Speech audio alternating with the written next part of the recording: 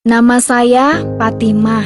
Hingga usia 30 tahun, saya hidup bahagia sebagai muslim yang taat.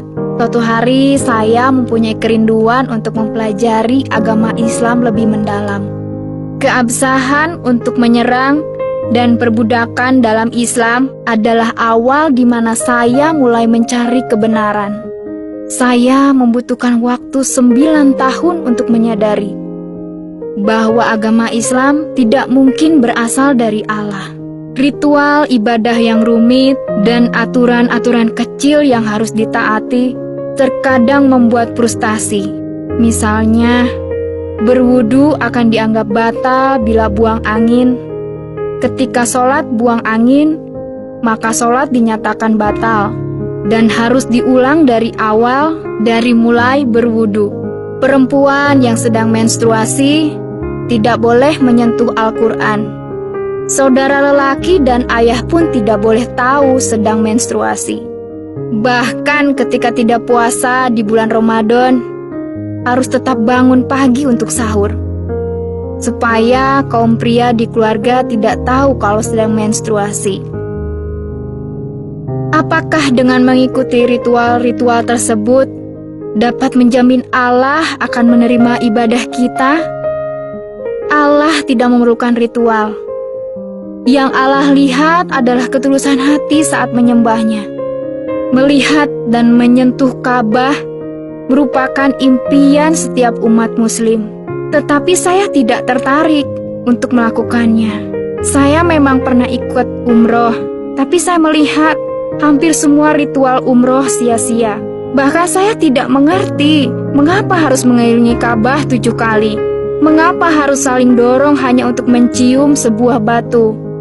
Ketakutan untuk naik haji berawal ketika seorang kerabat saya ikut terbakar pada kejadian kebakaran tahun 1977. 2 tahun kemudian, dia meninggal karena komplikasi. Tahun 2003, teman saya meninggal karena terinjak-injak ketika naik haji.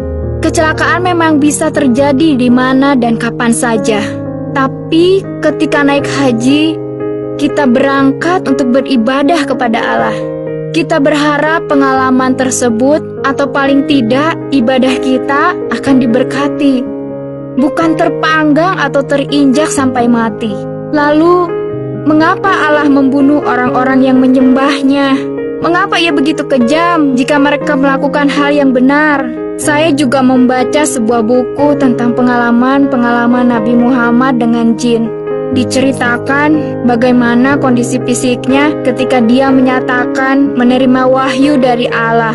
Tubuhnya menjadi kaku, berkeringat seperti kerasukan setan. Saya berpikir, malaikat-malaikat berbicara kepada semua nabi dan bahkan kadang kepada wanita. Tetapi mereka tidak pernah kerasukan.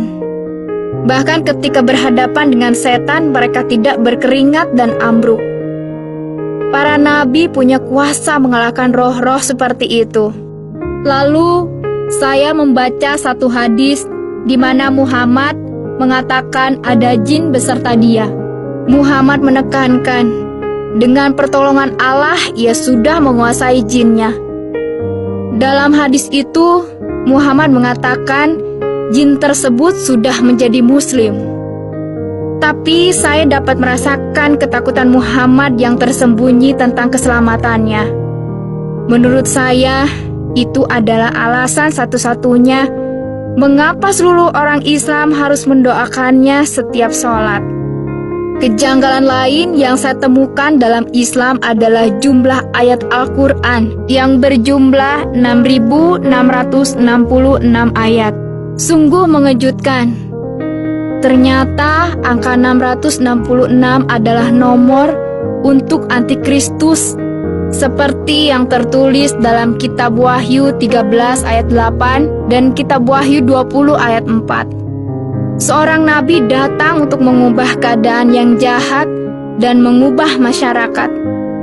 Ada yang mengatakan bahwa serangan, poligami, pernikahan anak yang masih kecil, perbudakan, dan istri yang dipukuli merupakan adat kebiasaan kuno di Arab. Islam mengizinkan semua ini untuk diteruskan. tetapi mencoba untuk mengontrolnya. Tetapi Islam tidak mengubahnya.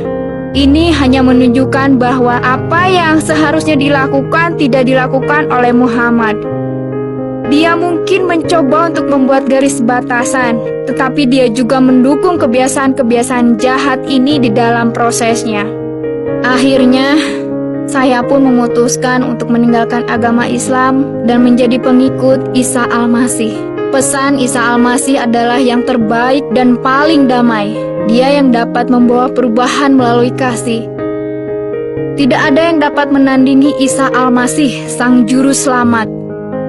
Dia tidak memerlukan pujian dari saya karena tindakannya masih terus berbicara dengan kuat. Dia tidak perlu berkat dari saya karena dialah yang memberikan berkat.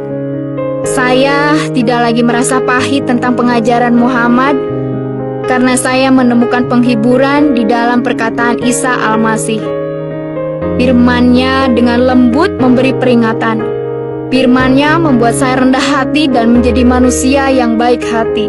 Sekarang saya sungguh percaya, jika kita dengan segenap hati mencari kebenaran dan membuka hati serta pikiran, Isa Al-Masih akan menemukan kita. Sebab Dia telah berjanji dalam Injil, Rasul besar Matius 7 ayat 7, "Mintalah, maka akan diberikan kepadamu. Carilah, maka kamu akan mendapat. Ketuklah, maka pintu akan dibukakan bagimu. Sungguh Allah adalah gembalaku."